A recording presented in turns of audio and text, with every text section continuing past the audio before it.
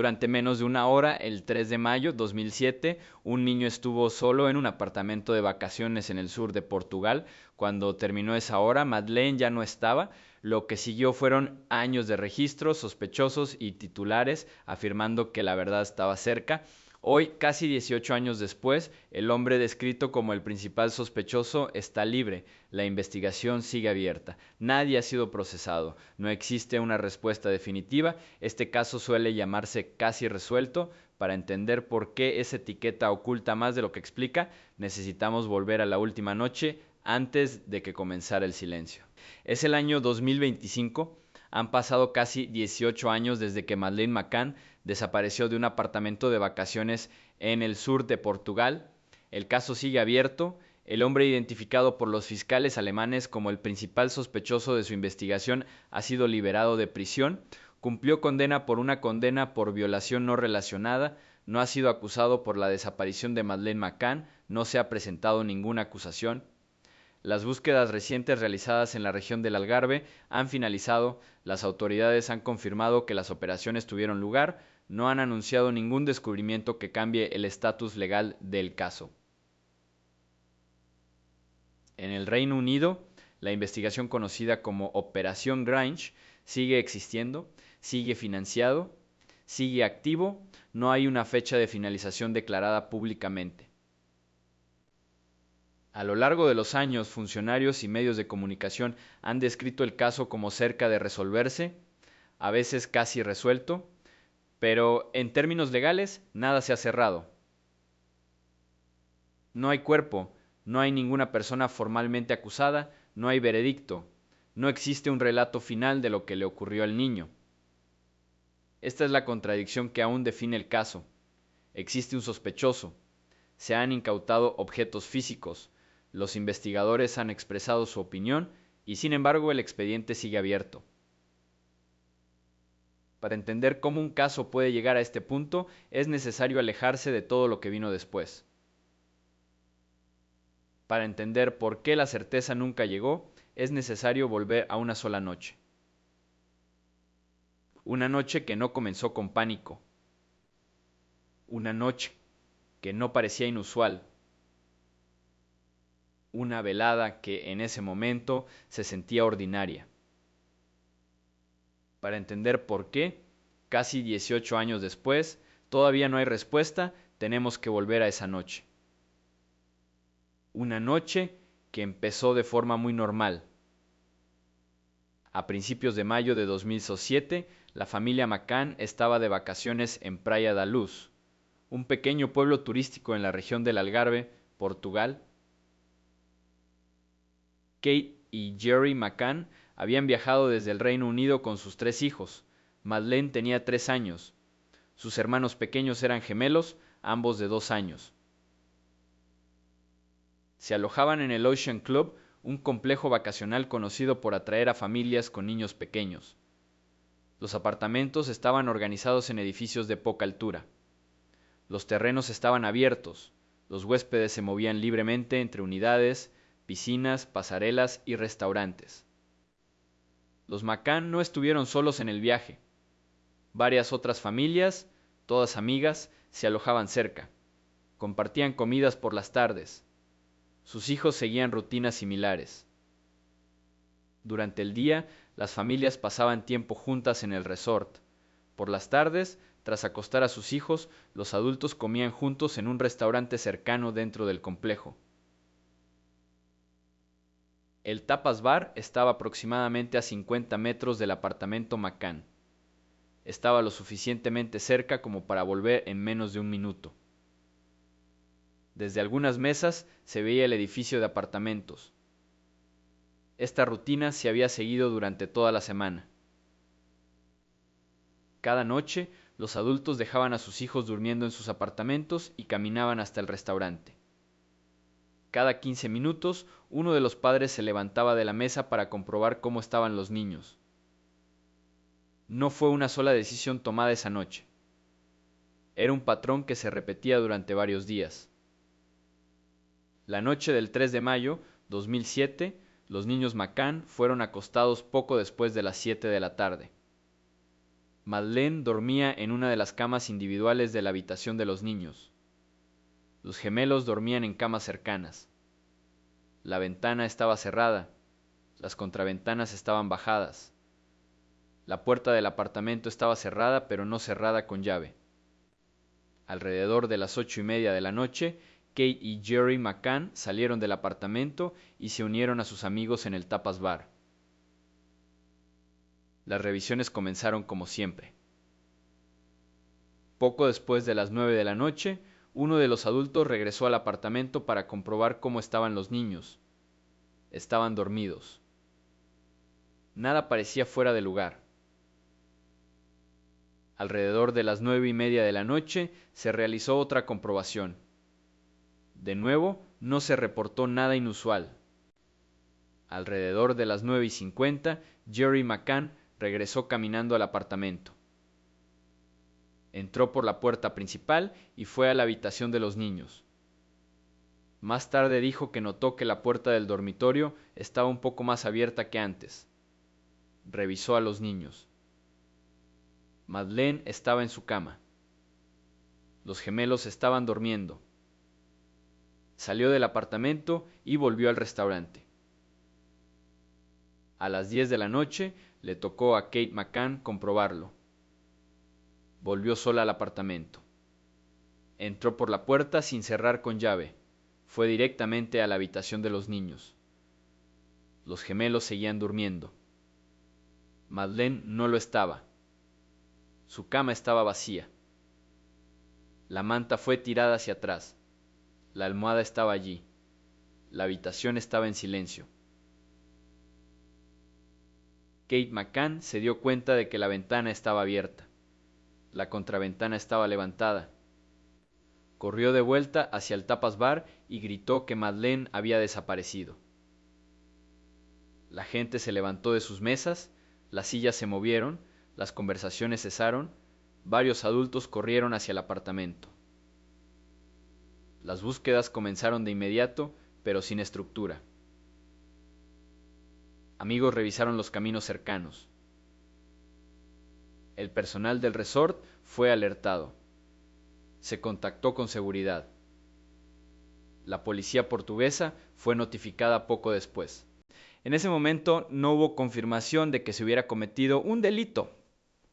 No había señales de entrada forzada, no hay cristales rotos, no hay lucha visible, ningún vecino reportó haber oído gritos. La suposición inicial, según relatos posteriores, era que el niño podría haber salido del apartamento. Esa suposición dio forma a la respuesta más temprana. La policía llegó y comenzó a tomar declaraciones. Se organizó una búsqueda, pero las carreteras no se cerraron de inmediato. Las fronteras no fueron alertadas de inmediato. La noche continuó sin una alerta formal de secuestro. Pasaron las horas. Sé que esta historia no termina aquí, pero en ese momento, dentro de ese apartamento, nadie lo sabía. No sabían cuánto duraría la noche. No sabían que la primera hora importaba más que cualquier cosa que vendría después. Solo sabían que faltaba una niña y que tenían que encontrarla. A medida que la noche se convertía en mañana, la búsqueda se amplió. La magnitud de la situación creció. Siguió la atención mediática. El caso se trasladó más allá de Praia da Luz y se adentró en el mundo. Pero todo lo que vino después se remonta a una ventana de tiempo estrecha. Menos de una hora. Entre la última comprobación confirmada y el momento en que Kate McCann regresó al apartamento. En ese corto lapso, algo ocurrió. Algo que nunca se ha explicado del todo. 18 años después, el caso sigue abierto. Y la pregunta en el centro nunca ha cambiado. En ese breve periodo de tiempo, cuando nadie miraba, ¿qué pasó?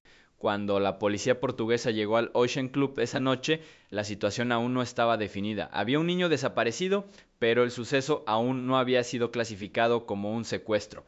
No había señales de entrada forzada, no hay puertas rotas, No hay cristales rotos, no hay informes de gritos, el apartamento parecía en gran parte intacto, salvo por una ventana abierta y una contraventana elevada. En ausencia de violencia visible, la suposición inicial fue que Madeleine McCann podría haber abandonado el apartamento por su cuenta. Esa suposición dio forma a la respuesta más temprana. Los agentes comenzaron tomando declaraciones de los adultos que habían estado cenando en el Tapas Bar. Documentaron la rutina que el grupo había seguido durante toda la semana. Registraron quién había comprobado a los niños y a qué hora. Observaron la distribución del apartamento y la proximidad del restaurante. Se organizó una búsqueda en los terrenos del resort, se revisaron los pasillos, se registraron los caminos cercanos, se pidió al personal y a los huéspedes que echaran un vistazo. Lo que no ocurrió durante esas primeras horas fue igual de importante. Las carreteras no fueron asfaltadas de inmediato, no se emitieron alertas fronterizas durante la noche. La respuesta no cambió a un protocolo de secuestro a gran escala antes del amanecer. La búsqueda se mantuvo local, contenida bajo la suposición de que el niño aún podría estar cerca. Durante esas primeras horas ya existía un detalle que más adelante cobraría más peso. Esa misma tarde, mientras paseaba cerca del Ocean Club, Jane Tanner vio a un hombre en brazos de un niño pequeño. Jane Tanner formaba parte del mismo grupo de escenas que los McCann, conocía la rutina de las revisiones y el horario general de la noche.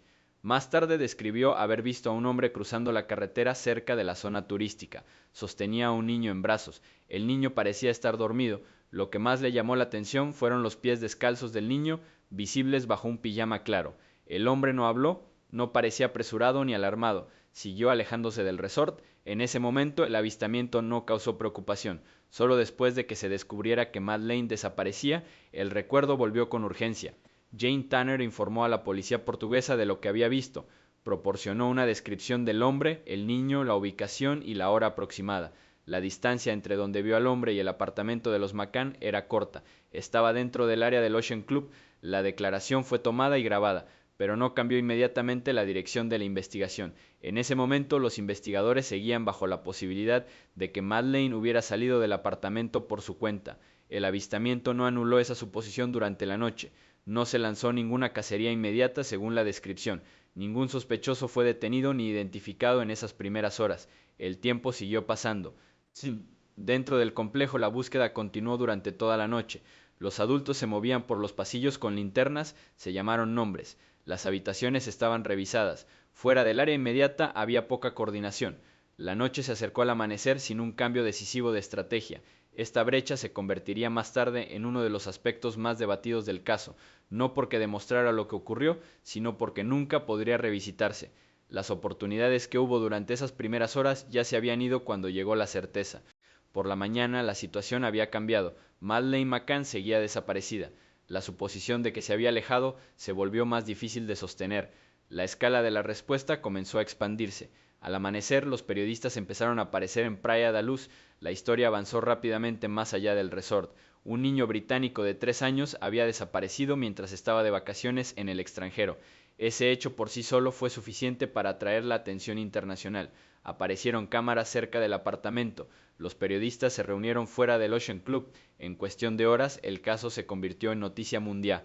Se difundieron fotografías de Madeleine, se emitieron apelaciones, su rostro se volvió familiar mucho más allá de Portugal. A medida que crecía la presencia mediática, también lo hacía la presión sobre la investigación. Se hicieron preguntas sobre la cronología, el apartamento sin llave y el retraso en tratar el caso como posible secuestro. La atención volvió a la noche anterior. La declaración de Jane Tanner adquirió un nuevo significado. Los investigadores revisaron la descripción que ella había dado. Se produjeron sketches. El hombre que llevaba al niño se convirtió en un punto central de debate público, pero la demora importaba. El avistamiento había ocurrido horas antes. Quienquiera que fuera ese hombre ya no estaba allí. Cualquier rastro que pudiera haber ya estaba frío. Recuerdo sentir un escalofrío al leer esta etapa del disco, no por lo que se sabía, sino por lo que ya se había escapado silenciosamente mientras pasaba la noche. Cuando se reconoció plenamente la gravedad de la situación, la primera noche había terminado. Esa noche no pudo repetirse. A medida que avanzaba el día, la búsqueda se ampliaba. La policía y los voluntarios se desplazaron más allá del complejo. Se revisaron las carreteras, trajeron perros, helicópteros sobrevolaban el lugar. Sin embargo, Cada decisión tomada después del amanecer estaba moldeada por lo que no había ocurrido antes. El caso ya no trataba solo de encontrar a un niño desaparecido, se convirtió en una cuestión de explicar el tiempo. ¿Por qué la respuesta comenzó así? ¿Por qué no empezó en otro lugar? ¿Por qué ciertas acciones ocurrieron cuando ocurrieron? A medida que la cobertura mediática se intensificaba, la vigilancia aumentó, los padres fueron interrogados repetidamente, se entrevistó a amigos, se pidió al personal del resort que tuviera en cuenta los movimientos y las rutinas. Al mismo tiempo, la especulación comenzó a crecer. Algunos cuestionaron la precisión de la observación, otros se preguntaban por qué no se había actuado de inmediato. Otros más se centraron en las decisiones tomadas por los adultos esa noche. Ninguna de esas preguntas tenía respuesta todavía. Lo que quedó claro fue esto: entre el momento en que Madeleine fue vista por última vez en su cama y el momento en que el mundo supo su nombre, habían pasado horas cruciales. Esas horas estuvieron llenas de búsqueda, incertidumbre y suposiciones que luego serían examinadas una y otra vez. Ningún testigo se presentó para decir que vio a Madeleine salir sola del apartamento. Nadie dijo haber oído su grito. No apareció ningún rastro claro durante esa primera noche. Al final del primer día completo, la búsqueda se había hecho más grande, pero las respuestas no. El caso había cruzado un umbral, ya no era solo un niño desaparecido en un complejo vacacional, se había convertido en un misterio público, moldeado tanto por lo que no había ocurrido como por lo que sí había ocurrido. Y a medida que la búsqueda seguía ampliándose, comenzaba otro cambio. El foco ya no estaba solo en dónde podría estar Madeleine, empezaba a moverse hacia quién podría ser el responsable. Una vez que comenzara ese cambio, cambiaría la dirección de todo lo que viniera después. A medida que la búsqueda de Madeleine McCann se expandió más allá del Ocean Club, el tono en torno al caso comenzó a cambiar. Lo que empezó como un esfuerzo frenético por encontrar a un niño desaparecido se fue volviendo algo más pesado. Con cada hora que pasaba sin respuesta, la atención empezaba a desviarse del terreno abierto hacia la gente. No porque la evidencia lo requiera, sino porque la incertidumbre siempre busca una dirección. En los días posteriores a la desaparición de Madeleine, Praia da Luz se llenó de forasteros. Llegaron periodistas de toda Europa. Los equipos de televisión se colocaron cerca del apartamento. Los periodistas siguieron a la familia McCann mientras se desplazaban entre las ruedas de prensa policiales y las llamaciones públicas. El resort, antes tranquilo, se llenó de cámaras y preguntas. La información era escasa y el silencio creaba espacio para la especulación. La policía portuguesa continuó su investigación, pero sus métodos fueron limitados.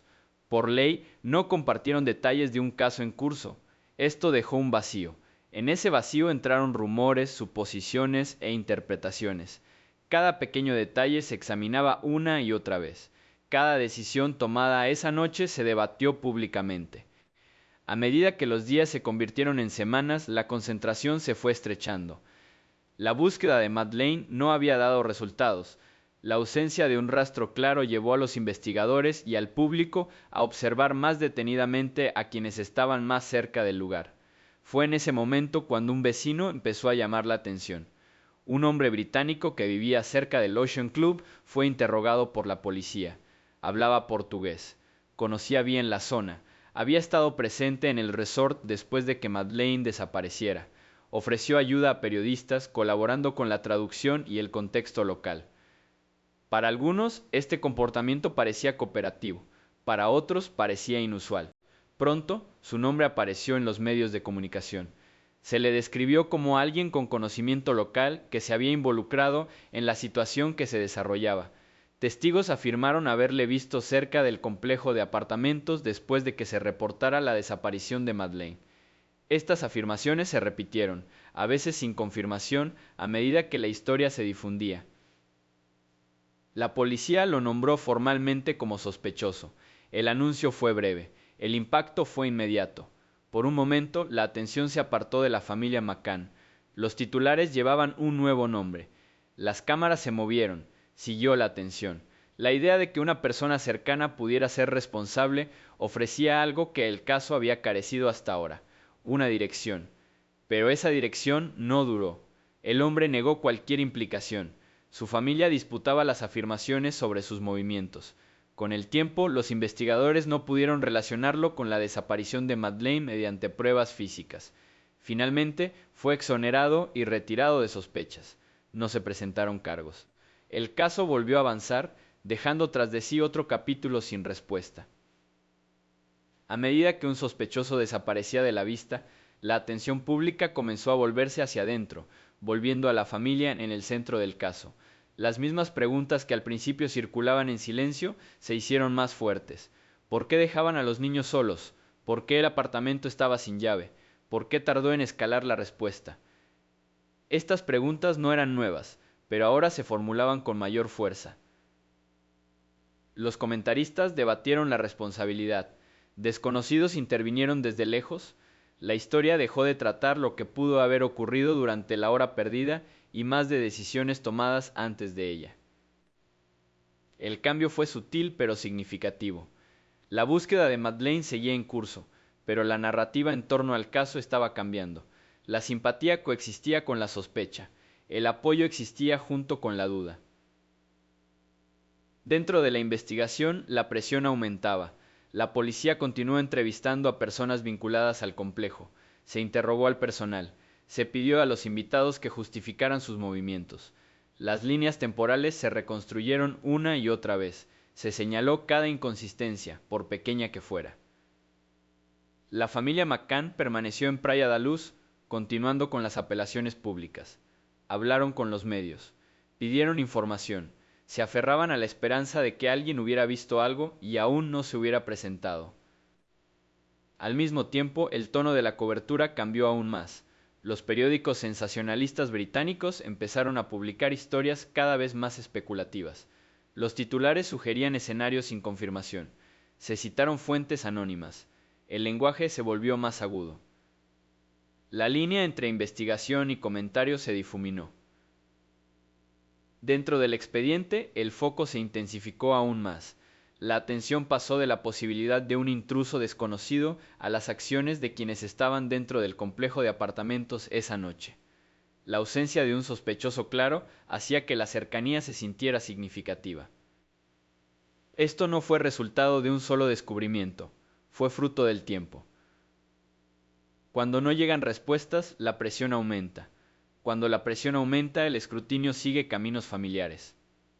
Recuerdo haber leído esta fase del caso y sentir cómo se instalaba poco a poco una incomodidad, no por un solo detalle, sino porque la búsqueda de certeza empezaba a convertirse en otra cosa. La pregunta ya no era solo dónde estaba Madeleine, era quién podría tener la culpa. A finales del verano, la investigación alcanzó un punto de inflexión.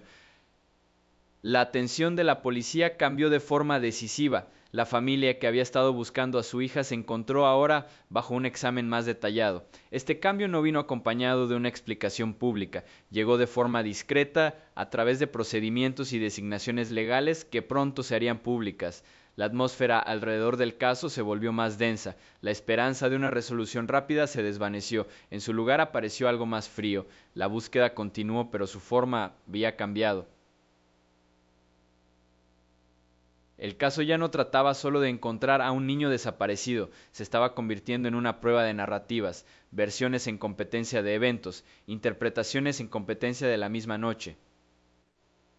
A medida que la sospecha aumentaba, no se asentó en un solo lugar, se movió, permaneció, esperó, y pronto aterrizaría donde no había estado antes. Si quieres seguir este caso hasta el final, asegúrate de suscribirte y seguir este vídeo hasta el final. La siguiente parte es cuando todo vuelve a cambiar y las consecuencias se vuelven imposibles de ignorar. Casi 3 meses después de la desaparición de Madeleine McCann, la investigación dio un giro decisivo. Hasta ese momento, la atención se había desplazado entre posibles avistamientos, residentes locales y teorías sobre un intruso desconocido. Ninguno había producido un resultado. A medida que avanzaba el verano, aumentaba la presión sobre las autoridades portuguesas para demostrar avances. El caso se había hecho internacional y la ausencia de respuestas ya no era tolerable para el público. A finales del verano de 207, perros olfateadores especialmente entrenados fueron traídos a Praia da Luz desde el Reino Unido. Su propósito era buscar rastros de sangre humana y descomposición. Los perros fueron llevados al apartamento de los McCann. También se usaron para examinar un vehículo de alquiler que la familia había empezado a usar semanas después de la desaparición de Madeleine. Las búsquedas generaron alertas. Los perros indicaron la presencia de sangre dentro del apartamento. También avisaron del maletero del coche de alquiler. Estas indicaciones se consideraron significativas, se recogieron muestras, se conservaron porciones de material que se cree contenían sangre y fueron enviadas a un laboratorio forense en el Reino Unido para su análisis de ADN. Sin embargo, el proceso de pruebas reveló limitaciones inmediatas. Las muestras recuperadas eran parciales, no contenían suficiente material genético para producir un perfil de ADN completo. Los resultados no pudieron identificar de forma concluyente la fuente de la sangre como Madeleine McCann. Posteriormente, los expertos señalaron que los marcadores genéticos presentes no eran únicos. Un porcentaje significativo de la población no podía excluirse como contribuyentes potenciales. Los hallazgos no establecieron que la sangre perteneciera a Madeleine, tampoco establecieron cuándo se depositó la sangre. La cronología complicaba aún más la interpretación. El coche de alquiler en cuestión no había sido utilizado por la familia McCann en el momento en que Madeleine desapareció. Fue contratada varias semanas después, cuando la búsqueda ya había comenzado y la atención mediática se intensificó. Esto planteó dudas sobre el valor forense de cualquier material encontrado dentro del vehículo. No se podía descartar cualquier contaminación, transferencia o presencia no relacionada. A pesar de estas incertidumbres, las alertas cambiaron el rumbo de la investigación. En septiembre de 2007, Kate y Jerry McCann fueron declarados formalmente arguido bajo la ley portuguesa. La designación no significaba que fueran acusados, significaba que eran sospechosos oficiales. Permitía a los investigadores interrogarlos bajo advertencia y restringir ciertas acciones. Una de las fuentes más persistentes de confusión en el caso Madeleine McCann ha sido el marco legal bajo el que operaba la investigación portuguesa. Muchas acciones que parecían pasivas o secretas para observadores externos no eran discrecionales, eran estructurales. Según la legislación portuguesa, las investigaciones penales están reguladas por estrictas normas de secreto.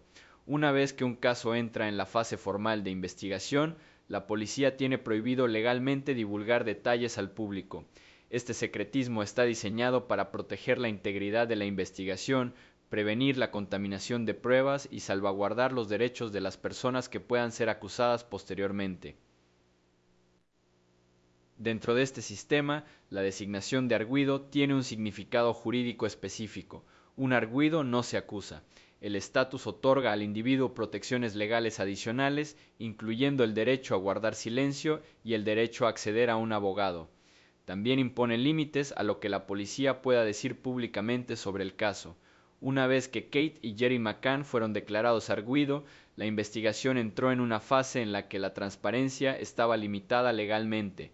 Este marco creaba un marcado contraste con el entorno mediático británico. En el Reino Unido, la especulación y el comentario no se limitaban de la misma manera. Mientras los investigadores portugueses guardaban silencio, periódicos y medios llenaban el vacío. La ausencia de información oficial fue interpretada por muchos como evasión o incompetencia, cuando en realidad reflejaba una obligación legal. Las normas de secretismo también afectaron la forma en que se manejaban las pruebas. Los investigadores no pudieron aclarar públicamente el estado de los hallazgos forenses, incluidos los resultados de ADN que fueron parciales o inconclusos. Sin contexto, estos hallazgos a menudo fueron malinterpretados o exagerados en la prensa. Cuando la investigación fue archivada posteriormente, la decisión no significaba que el caso estuviera resuelto o abandonado. Según el procedimiento portugués, archivar un caso indica que no son posibles más pasos de investigación en ese momento, dadas las pruebas disponibles. El caso sigue legalmente abierto y podría reabrirse si surgen nuevas pruebas. Esta estructura legal ayuda a explicar por qué la fase inicial de la investigación de Madeleine McCann parecía opaca e inconsciente. No resuelve cuestiones sobre decisiones investigativas, pero aclara las limitaciones bajo las cuales se tomaron esas decisiones. Comprender este marco es esencial para comprender por qué el caso se desarrolló como lo hizo y por qué la percepción pública se desvió tan bruscamente de la realidad investigativa. Kate McCann fue interrogada durante horas. El interrogatorio se centró en la línea temporal, la rutina y los acontecimientos de la noche en que Madeleine desapareció. Según declaraciones posteriores, los investigadores sugirieron un escenario en el que Madeleine había muerto accidentalmente dentro del apartamento y su desaparición había sido simulada para ocultar ese hecho. Kate McCann se negó a aceptar esta versión de los hechos. Más tarde declaró que la presionaron para firmar un documento reconociendo tal escenario. No firmó.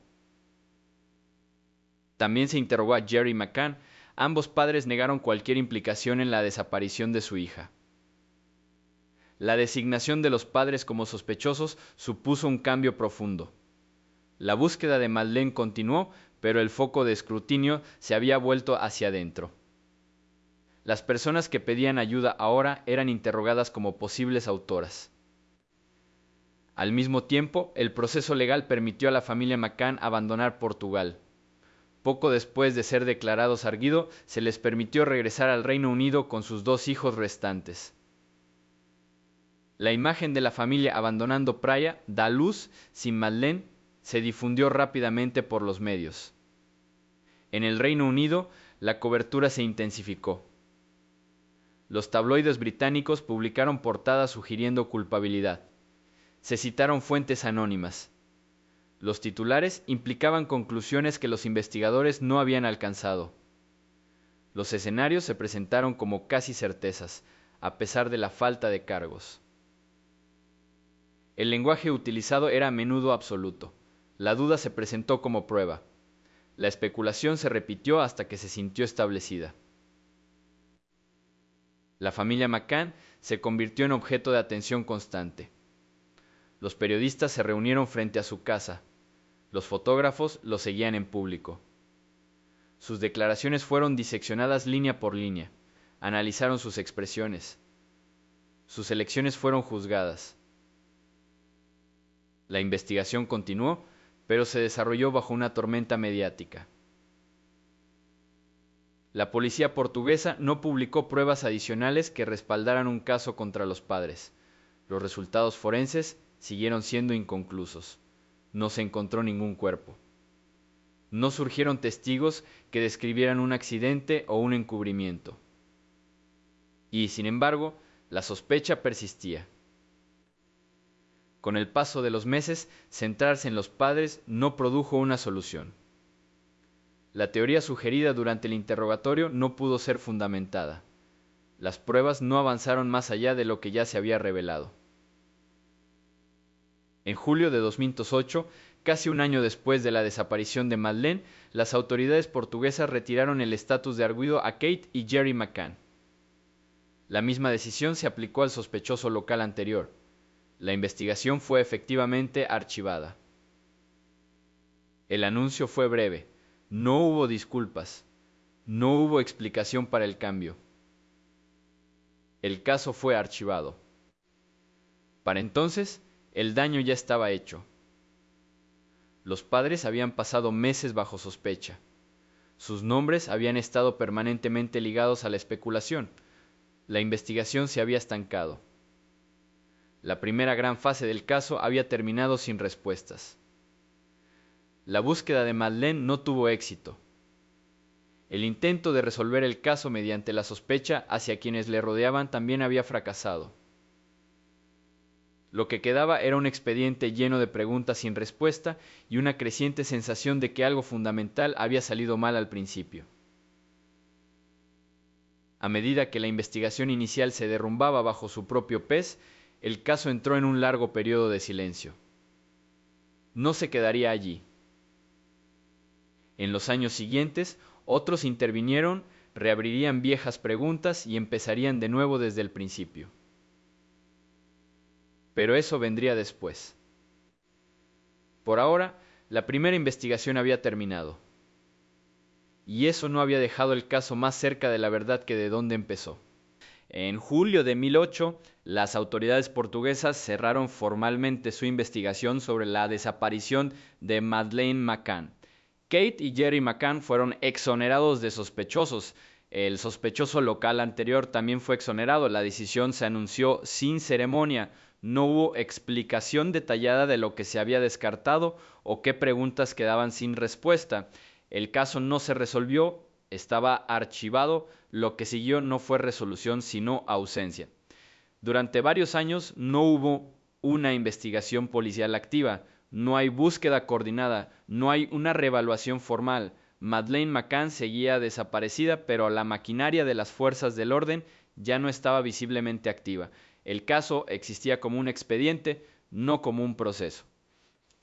Durante este periodo, la responsabilidad de mantener vivo el caso pasó casi por completo a la familia. Los McCann continuaron haciendo llamamientos públicos, mantenían una página web, celebraban aniversarios, aparecieron en entrevistas, repitieron el mismo mensaje. Su hija había desaparecido y aún esperaban respuestas. Tras bambalinas, crecía la preocupación en el Reino Unido sobre cómo se había desarrollado la investigación original.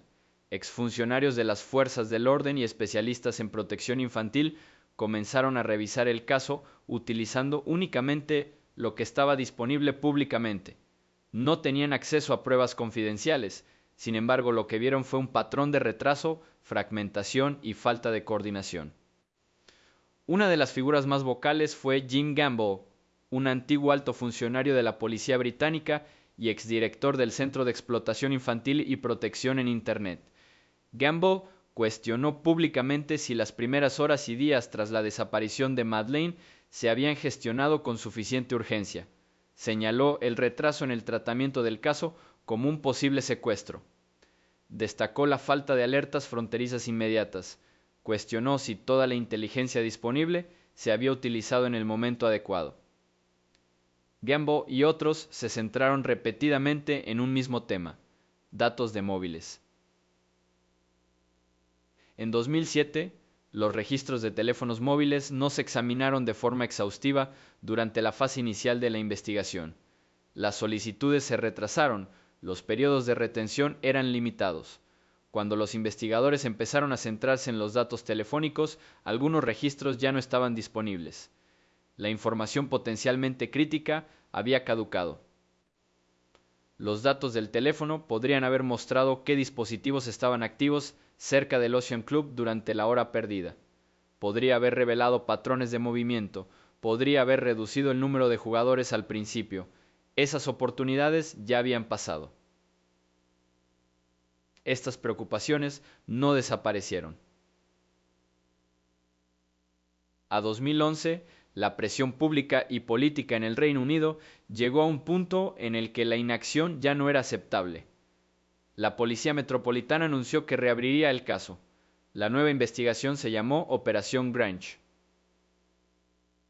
La Operación Grange no se lanzó como continuación de la investigación portuguesa.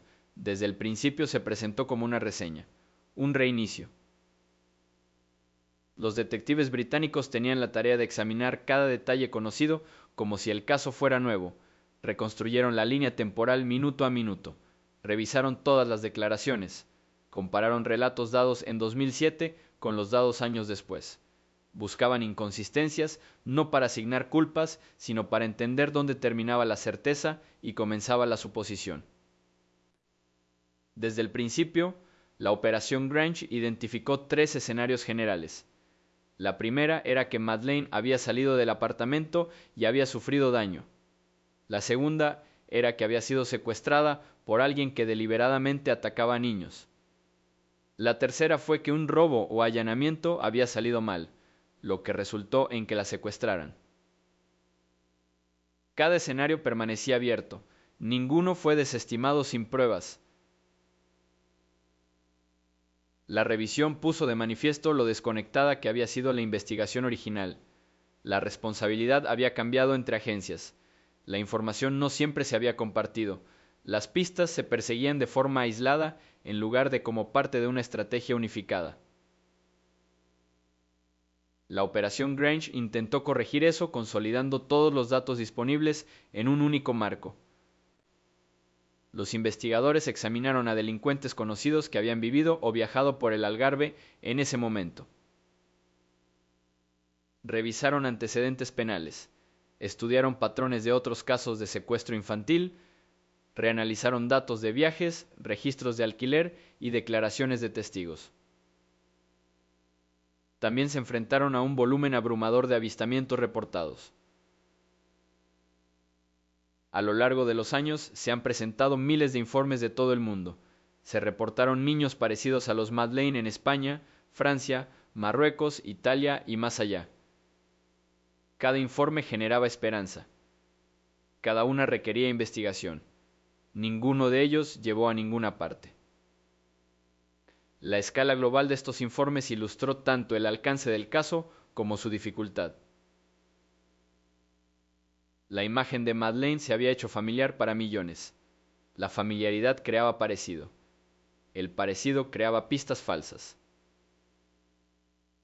La Operación Grange documentó a todos. Uno de los elementos más persistentes del caso fue el avistamiento de un hombre en brazos de un niño la noche en que desapareció Madeleine. Durante años, esta imagen dominó la imaginación pública. Se distribuyeron bocetos, se emitieron reconstrucciones. La figura se convirtió en símbolo de un posible secuestrador. Los investigadores británicos reexaminaron este avistamiento en detalle, mapearon los movimientos, compararon declaraciones de testigos, localizaron a personas que estaban de vacaciones en Praia da Luz en ese momento. Finalmente confirmaron que el hombre que se veía llevando a un niño era otro turista que llevaba a su propia hija de vuelta a su alojamiento. La conclusión cerró una de las narrativas visuales más destacadas del caso. No resolvió la desaparición. La Operación Grange continuó. La financiación se renovaba año tras año. Los detectives seguían asignados. El caso permaneció abierto. Sin embargo, las actualizaciones públicas eran raras. La investigación avanzó de forma discreta, sin anuncios dramáticos. Recuerdo haber llegado a esta etapa del disco y sentir cómo se asentaba un gran agotamiento. No porque no se hiciera nada, sino porque se volvía a hacer mucho. Toda su posición desaparecida. Cada pieza puesta de nuevo sobre la mesa. Y aún así, la pieza final se negó a aparecer. A mediados de los 2010 y 2000, la Operación Grange se había convertido en una de las investigaciones de personas desaparecidas más longevas de la historia británica. Su existencia se volvió controvertida. Algunos argumentaron que el caso merecía una persecución implacable. Otros cuestionaron si alguna investigación, tantos años después, podría superar la pérdida de tiempo, pruebas y memoria. Lo que era innegable era esto. La investigación original había terminado sin respuestas. La reinvestigación corrigió errores, cerró caminos falsos y aclaró lo que no ocurrió, pero no reveló qué sí lo hizo. El reinicio era necesario. También reveló los límites de la perspectiva que hay en retrospectiva. Cuando la Operación Grange alcanzó la madurez, el sendero ya tenía años. Las pruebas se habían degradado. Data había desaparecido. Los recuerdos de testigos se habían suavizado. Y entonces, tras más de una década de silencio, el caso volvió a cambiar. En el año 220 se hizo un anuncio desde fuera del Reino Unido, no de Portugal, no de Gran Bretaña, de Alemania. Se introdujo un nombre que antes no formaba parte de la narrativa pública, un nombre relacionado con el Algarve, un nombre relacionado con delitos violentos contra niños. Tras 13 años, el caso estaba a punto de cambiar de rumbo una vez más. En junio de 2020, casi 13 años después de la desaparición de Madeleine McCann, un nuevo anuncio cambió el rumbo del caso. Esta vez no procedía de Portugal ni del Reino Unido, vino de Alemania. Los fiscales alemanes ofrecieron una rueda de prensa y declararon que estaban investigando la desaparición de Madeleine McCann como un homicidio. Identificaron a un ciudadano alemán, Christian Bruckner, como su principal sospechoso. Dijeron que creían que Madeleine estaba muerta. El anuncio fue directo y sin precedentes. Por primera vez desde 2007, las autoridades nombraron públicamente a un sospechoso que creían responsable. Christian Bruckner ya estaba en prisión en el momento del anuncio, cumpliendo condena por violación no relacionada con un delito cometido en Portugal en los 2005. Su historial criminal incluía delitos contra menores, robos y violencia sexual. Había vivido en la región del Algarve durante el periodo en que Madeleine desapareció. Los fiscales alemanes afirmaron que Bruckner poseía un vehículo registrado a su nombre que le situaba en la zona de Praia da Luz en 2007.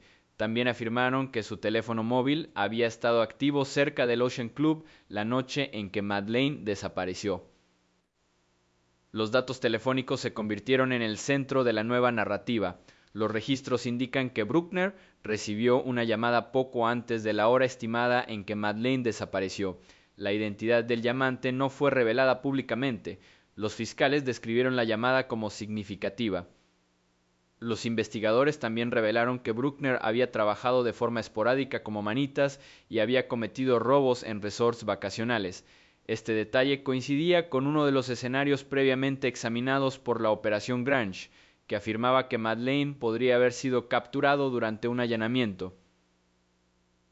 En los años posteriores a la desaparición, Bruckner abandonó Portugal y regresó a Alemania. Vendió su vehículo poco después de que Madeleine desapareciera. Los fiscales presentaron esto como parte de un patrón de comportamiento, aunque no presentaron pruebas físicas que lo vincularan directamente con Madeleine. Las órdenes de registro se ejecutaban en Alemania. Las autoridades incautaron discos duros, tarjetas de memoria y otros dispositivos de almacenamiento digital pertenecientes a Bruckner. Describieron el descubrimiento de material perturbador, incluidos escritos e imágenes, pero no especificaron contenido directamente relacionado con Madeleine McCann. A pesar de la fuerza del anuncio, los fiscales reconocieron una limitación crítica. No tenían cuerpo, no tenían una escena del crimen que pudiera vincularse de forma concluyente con Bruckner, no tenían pruebas forenses que situaran a Madeleine en su poder. Tenían fe, aún no tenían pruebas suficientes para el tribunal. La respuesta fue inmediata. Medios de comunicación de todo el mundo informaron que el caso Madeleine McCann había quedado resuelto. Los titulares anunciaban la resolución, la reacción pública se disparó, pero la realidad legal era más contenida. Bruckner negó cualquier implicación. A través de sus representantes legales declaró que no tenían nada que ver con la desaparición de Madeleine. No se presentaron cargos en su contra en relación con el caso. Las autoridades británicas confirmaron que estaban cooperando estrechamente con los investigadores alemanes. La Operación Grange siguió activa. La información se compartía a través de las fronteras. El caso entró en una nueva fase definida por la coordinación internacional. En los meses siguientes, los registros se reanudaron en Portugal a petición de los fiscales alemanes. Aunque no se presentaron cargos, los fiscales alemanes continuaron con acciones investigativas específicas. Uno de los esfuerzos más visibles llegó mediante nuevas búsquedas físicas en Portugal, realizadas más de 15 años después de la desaparición de Madeleine McCann. En 2023, las autoridades portuguesas, actuando a petición formal de los fiscales alemanes, realizaron nuevos registros en la región del Algarve. Estas búsquedas no fueron de gran recerca. Eran operaciones concretas y específicas de localización, centradas en áreas que se creía que eran accesibles para Christian Bruckner durante el periodo en torno a la desaparición de Madeleine. Los equipos de búsqueda examinaron terrenos rurales, embalses y áreas de vegetación densa cerca de Praia da Luz. Algunos lugares habían aparecido en archivos de investigación anteriores, otros se seleccionaron basándose en información que no se había actuado públicamente previamente. Las operaciones implicaron búsquedas en el terreno, excavación y el uso de equipos especializados diseñados para localizar material enterrado. Las autoridades enfatizaron que las búsquedas se basaron en pistas investigativas y no en especulaciones. Sin embargo, no revelaron qué información específica motivó la elección de ubicaciones. No se dio ninguna explicación sobre si los registros estaban relacionados con pruebas digitales, declaraciones de testigos o material incautado en Alemania. Las búsquedas concluyeron sin que se anunciara públicamente ninguna evidencia decisiva. No se reportaron restos humanos, no se confirmaron objetos personales pertenecientes a Madeleine McCann, no se introdujo ningún nuevo material forense en el expediente. En 2024 se produjo más actividad de búsqueda. Esta vez, los investigadores alemanes dirigieron operaciones cerca de zonas que antes frecuentaba Bruckner, incluyendo terrenos cercanos a antiguas residencias y lugares vinculados a sus movimientos en el Algarve. De nuevo, el alcance era limitado y preciso. De nuevo, los resultados no se presentaron públicamente como avances. Las autoridades confirmaron que se recogieron objetos y serían examinados, pero no especificaron su naturaleza. Como en búsquedas anteriores, no se obtuvieron conclusiones inmediatas. Las operaciones terminaron discretamente, sin ruedas de prensa ni declaraciones definitivas. Estas búsquedas marcaron una distinción importante en el caso. Demostraron que la investigación seguía activa a nivel procesal, aunque seguía estancada en un nivel legal. La ausencia de resultados públicos no significaba la ausencia de creencia investigadora, reflejaba la brecha entre buscar y demostrar.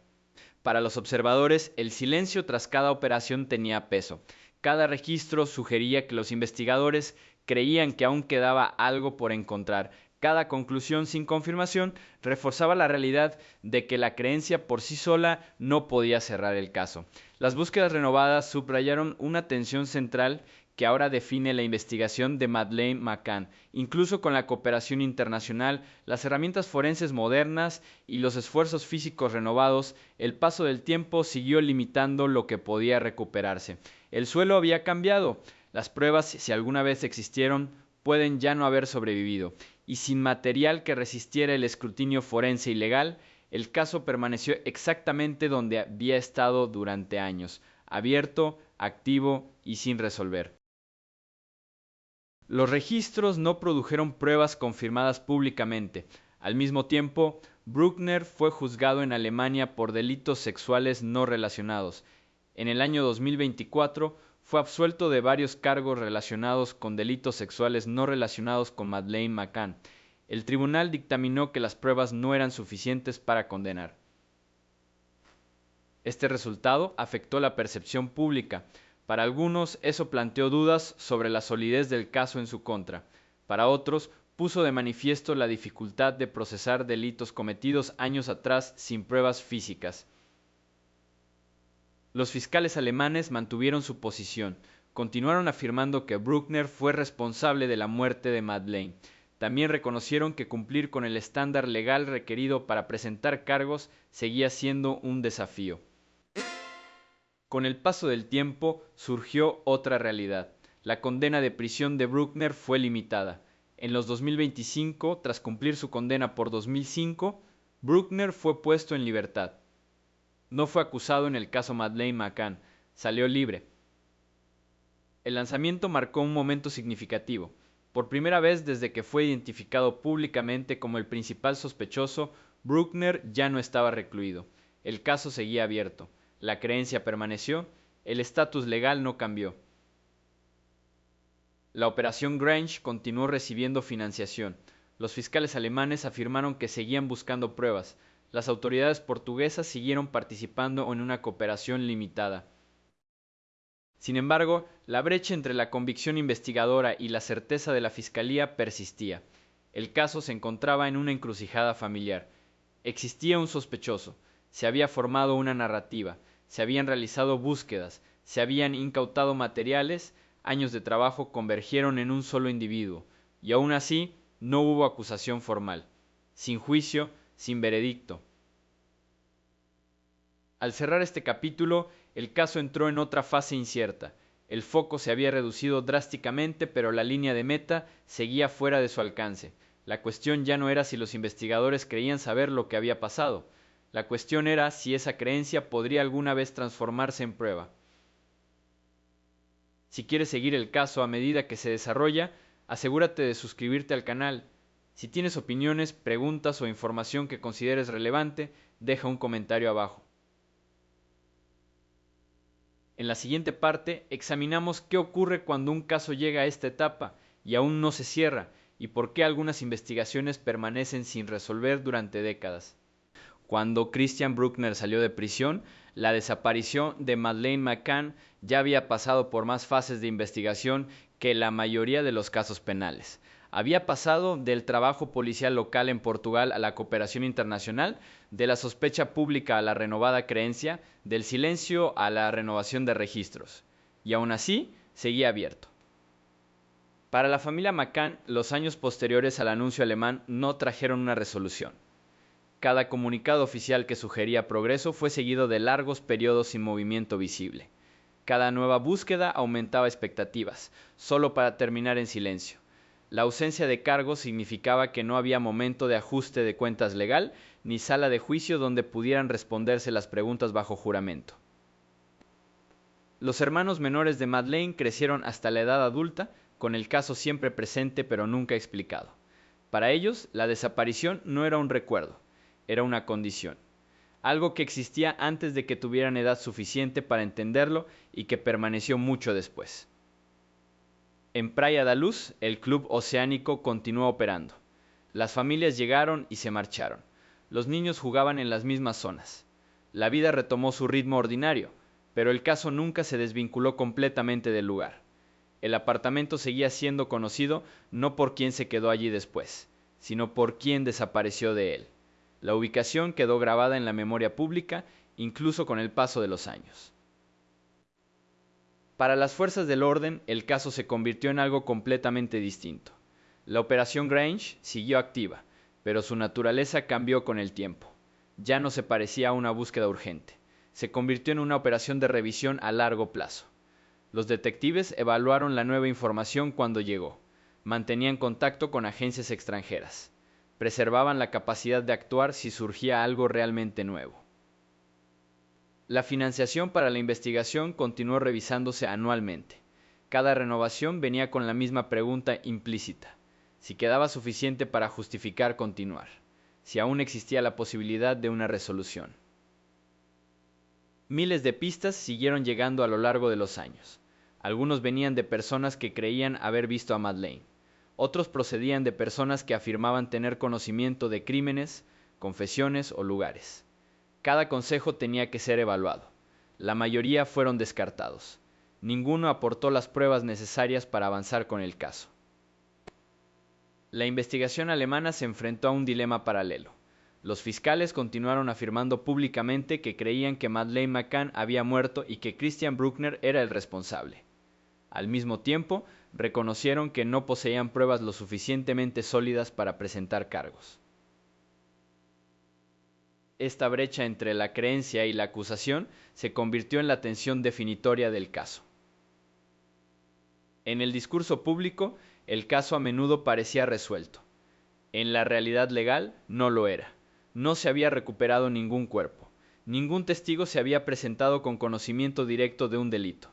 Ningún vínculo forense colocó a Madeleine bajo custodia del sospechoso.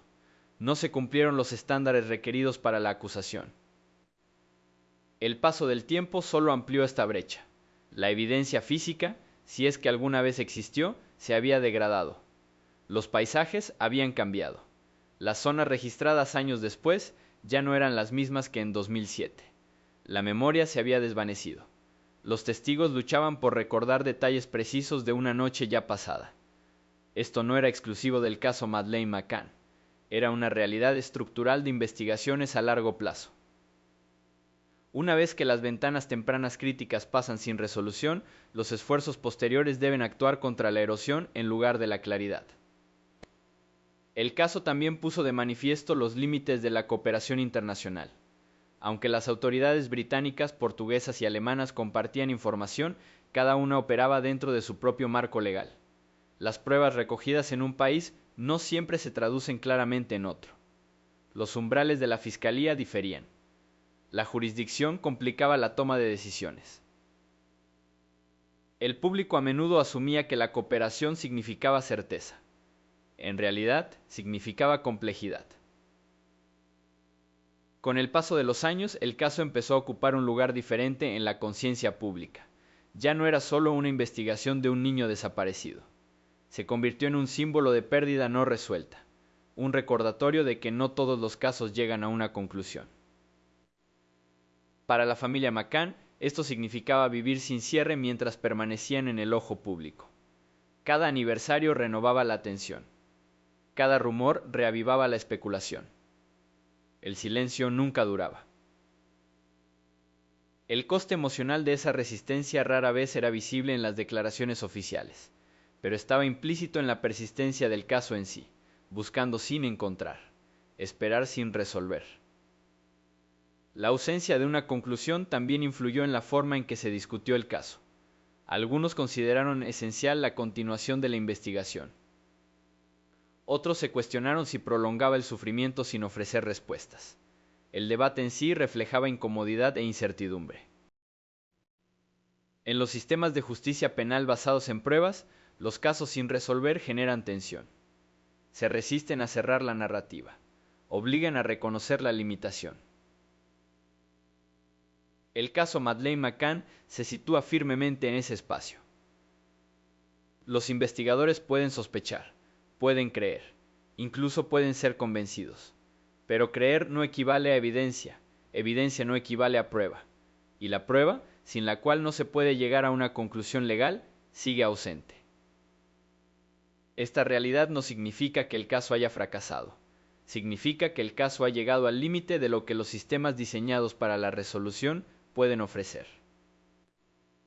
Con el paso del tiempo, el caso sigue abierto no porque el cierre esté asegurado, sino porque cerrarlo sin certeza significaría aceptar que la verdad puede que nunca se pruebe. Esa aceptación es difícil, para familias que buscan respuestas, para investigadores entrenados para encontrarlos, para el público que prefiere las conclusiones a las preguntas. El caso perdura porque no puede avanzar ni terminar. Existe en suspensión. Una desaparición que se convirtió en una investigación.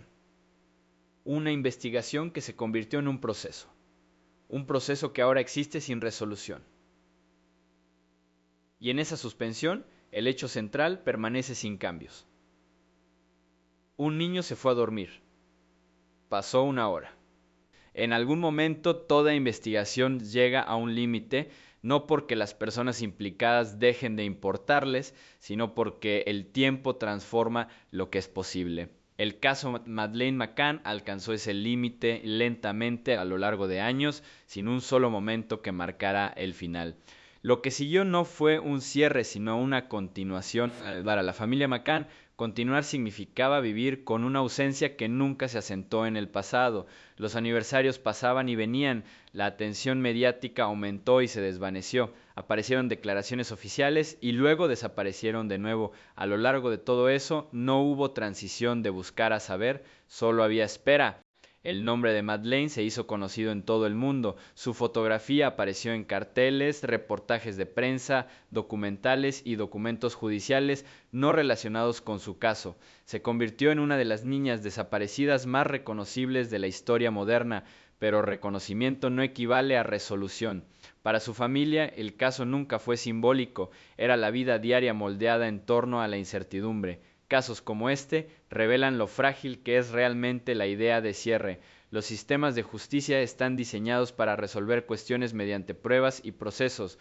Cuando esas herramientas no logran ofrecer certeza, el sistema no se adapta fácilmente. Espera, preserva la posibilidad de acción, incluso cuando la acción se vuelve improbable.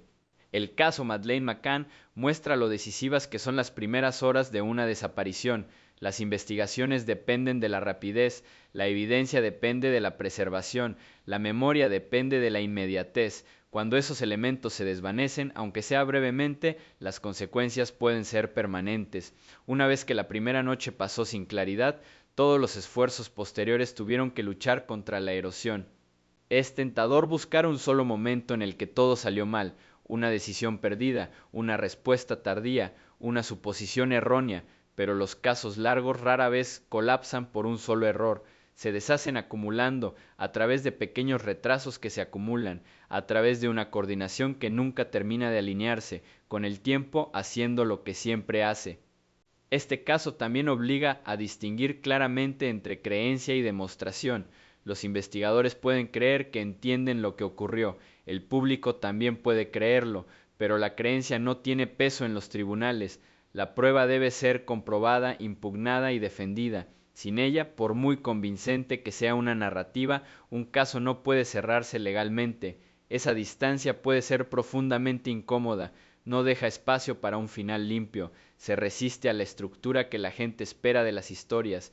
En los casos no resueltos, la frustración suele llenar el silencio donde deberían estar las respuestas. También hay un coste humano en esa frustración.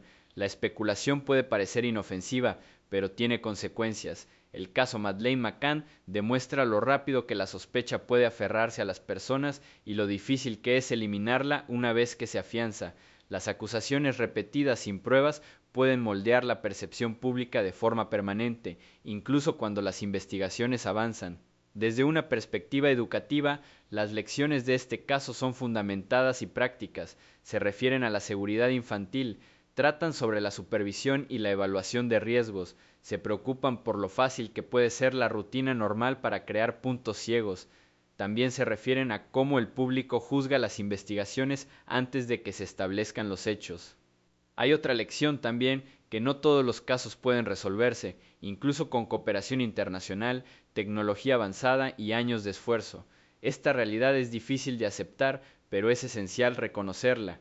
Esperar certeza en todos los casos genera presión que puede distorsionar el juicio y perjudicar a quienes ya están afectados.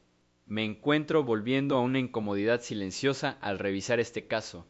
No era ira, no la certeza, solo inquietud, porque no hay un veredicto que ancle la historia, ningún momento en el que la responsabilidad se asigne formalmente. No hay un punto final legal que permita sellar el pasado, solo hay un niño que no regresó.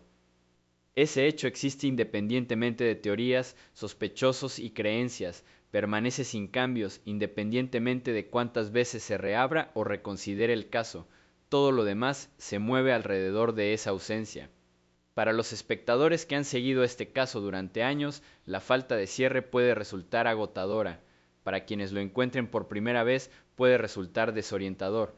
Ambas reacciones son naturales. Los casos sin resolver resisten la comodidad. Exigen paciencia sin recompensa. Este canal aborda casos como este con moderación por esa razón, no para ofrecer respuestas donde no existen, sino para presentar lo que se sabe claramente, para separar los hechos confirmados de la interpretación y para dejar espacio para la incertidumbre. Si ese enfoque te importa, considera suscribirte para que este trabajo pueda continuar. Si tienes información que consideres relevante o si hay algún detalle que merece más atención, deja un comentario. Las nuevas perspectivas no siempre surgen solo de la evidencia, a veces surgen de preguntas que aún no se han hecho. Si eliges apoyar directamente el canal, ayuda a hacer posibles investigaciones extensas y cuidadosas. Los casos que no se resuelven rápidamente requieren tiempo, recursos y disciplina, requieren más paciencia que espectáculo. El caso Madeleine McCann puede que nunca llegue a un tribunal, puede que nunca aporte certezas, pero mientras siga abierta merece ser tratada con honestidad en lugar de presión, con cuidado y no con suposiciones. Casi 2 décadas después, el caso sigue existiendo en el mismo lugar donde comenzó, entre lo que se cree y lo que se puede demostrar. Y la última pregunta sigue sin cambios. No es lo que la gente piensa que pasó, pero si la verdad podrá llegar a conocerse del todo.